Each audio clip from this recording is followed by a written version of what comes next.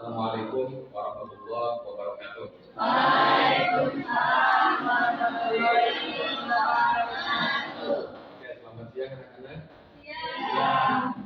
Oke, untuk saat ini ya, walaupun sudah siang, kita akan melanjutkan ke pelajaran materi fikih. Ya, kebetulan untuk saat ini kita akan membahas tentang toharoh, gitu ya, tentang toharoh, gitu ya. Nah, kemudian sebelum kita melakukan pembelajaran, mari kita berdoa bersama-sama. Silakan dipimpin siapa yang suka memimpin doa. Silakan pimpin doanya. Duduk siap berdoa mulai.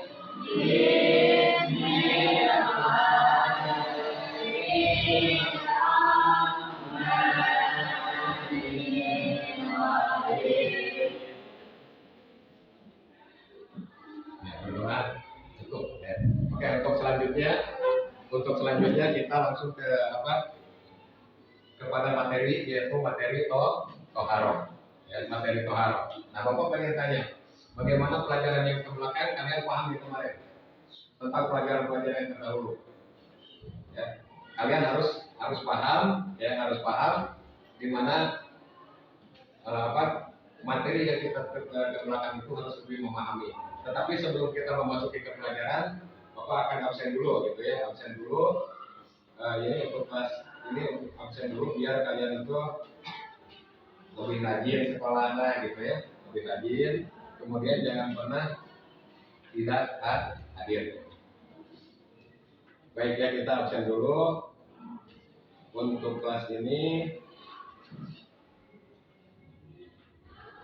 Adinda ya. Kemudian Afgan Dika Saputra. Oke, cukup ya, mungkin sekian kalian hadir semua. Untuk itu kita langsung ke materi. Kalian harus lebih paham tentang toharoh. Siapa yang lebih paham apa itu toharoh? Siapa yang paham itu toharoh? Angkat tangan. Apa pengertian daripada toharoh?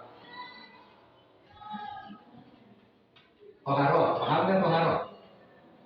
Toharoh itu adalah arti daripada toharoh secara lugat, yaitu bersuci ya. Nah, kemudian kalau secara istilah toharoh itu ialah membersihkan daripada hadas dan najis. Nah, Bapak pengen tanya, kalau hadas itu apa? Angkat tangan siapa yang tahu hadas? Hadas itu apa? Tahu, angkat tangan siapa yang bisa? Hadas itu apa? Ada yang tahu nggak hadas? Hadas itu adalah segala sesuatu yang nempel atau yang terdapat dalam diri kita, tetapi tidak terlihat oleh mata, gitu ya. Nah, kemudian kita lanjutkan dengan najis. Kalau najis itu apa? Najis itu apa? Ada yang bisa? Najis apa? Nah, kemudian sebelum kita memahami najis itu terbagi berapa? Terbagi, angkat tangan yang bisa terbagi 3. Coba yang 3 itu apa?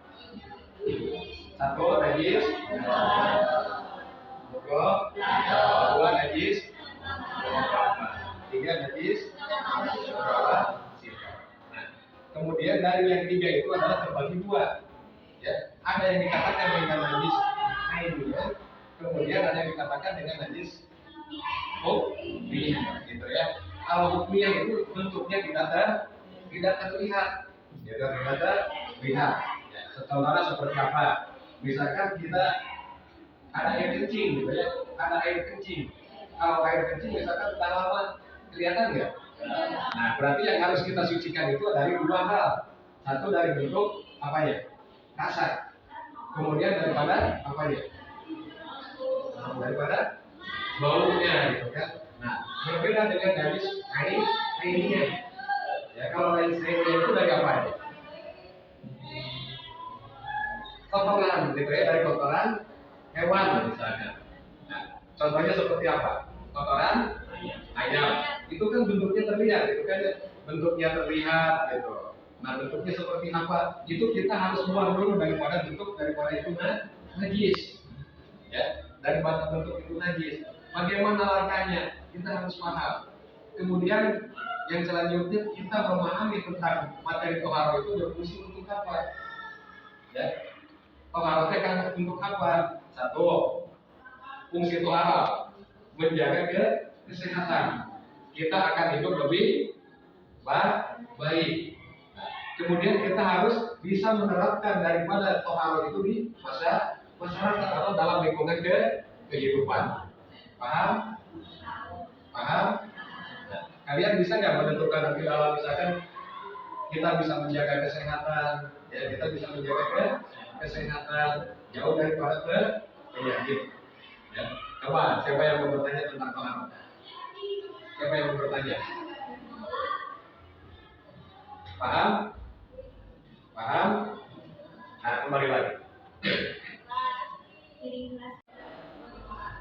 Tujuan daripada pembelajaran yang harus kalian pahami, gitu ya. Dalam pembelajaran toharo itu yaitu kita harus memahami bagaimana menganalisis tentang toharo, gitu ya. Kita harus memahami, menganalisis apa fungsi daripada itu toharo. Fungsi daripada toharo itu seperti apa. Kemudian yang kedua, tujuan daripada pembelajaran toharo itu yaitu bagaimana tata cara kita mensucikan daripada hadas dan najis, gitu ya. Bagaimana tata cara kita mensucikan daripada hadas dan najis. Kemudian kita harus bisa membedakan mana yang dikatakan dengan hadas dan mana yang dikatakan dengan najis. Ya, itu berbeda jauh, mana hadas, mana najis. Tadi dari awal saya katakan bahwa hadas itu segala sesuatu yang menempel dalam diri kita, tapi kita tidak bisa melihatnya. Ya, itu hanya dimiliki oleh perorangan. Nah, contohnya itu banyak. Najis seperti apa? Itu kan najis seperti apa? Nah, yang tadi kita pahami, najis terbagi beberapa bagian. Ya. Nah, yang paling utama, najis itu terbagi dua, yaitu secara ainiyah, kemudian secara hukumiyah.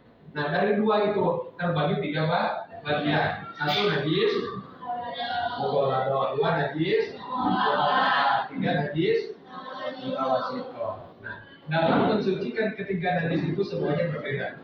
Ya kan? Berbeda. Siapa yang tahu contoh daripada najis muhaffafah?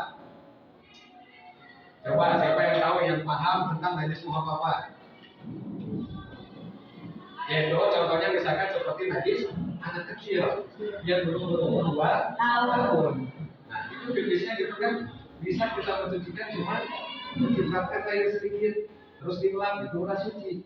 Ya. Kemudian najis muhaffafah. Kalau najis muhaffafah itu harus dicuci sehingga hilang daripada rasa dan aroma atau bau. Ya. Nah, kemudian yang ketiga yaitu najis mughalladah.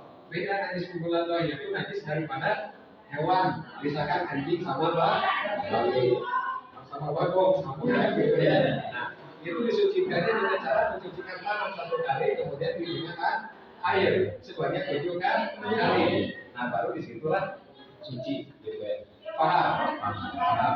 Nah, nanti kalian harus lebih memahami juga, ya, harus memahami persepsi daripada najis itu seperti apa. Nanti kita bikin kelompok, gitu ya, bikin kelompok bagaimana najis itu seperti apa, muhaffafah itu bagaimana.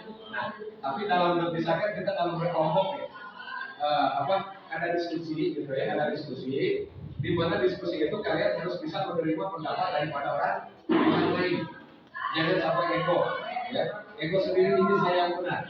Justru fungsi daripada menentukan segala sesuatu berkelompok dengan musyawarah itu yaitu untuk menghasilkan pemikiran secara bersama. Paham? Nah, kemudian setelah itu, setelah kalian memahami, nah nanti kalian mempresentasikan ini maju masing-masing ke depan. Dalam satu kelompok itu maju ke depan, menerangkan kembali atau bagaimana pemahaman tentang Allah atau bagaimana tentang bersuci. Paham? Siapa yang mampu untuk menyimpulkan daripada materi yang barusan? Angkat tangan. Silakan dari Bapak. Silakan ya. Kalian harus lebih paham harus bisa menyimpulkan dan menerapkannya nanti di lingkungan kehidupan. Silakan. Bismillahirrahmanirrahim. Assalamualaikum warahmatullahi wabarakatuh. Waalaikumsalam warahmatullahi wabarakatuh. Kesempurnaan dari taharah. Taharah bersuci dengan bahasa atau lugat. Istilah taharah yaitu bersuci dari hadas dan najis. Najis terbagi tiga: najis mughalladah, najis mukhafafah, najis mutawasithah. Fungsi bersuci terhindar dari penyakit dan ibadah kita diterima oleh Allah Subhanahu wa taala. Oke, semuanya paham? Paham. Ya, silakan. Coba, siapa lagi yang mau ke depan? Sudah cukup? Gimana paham untuk materi saat ini? Oke, nanti kalian mau kasih tugas, gitu ya. Kasih tugas untuk mengerjakan soal daripada materi yang barusan sudah dibahas. Kalian harus paham, kalian harus lebih mengerti. Ya. Ada pertanyaan lagi? Tidak ada, cukup? Ya, cukup. Ya.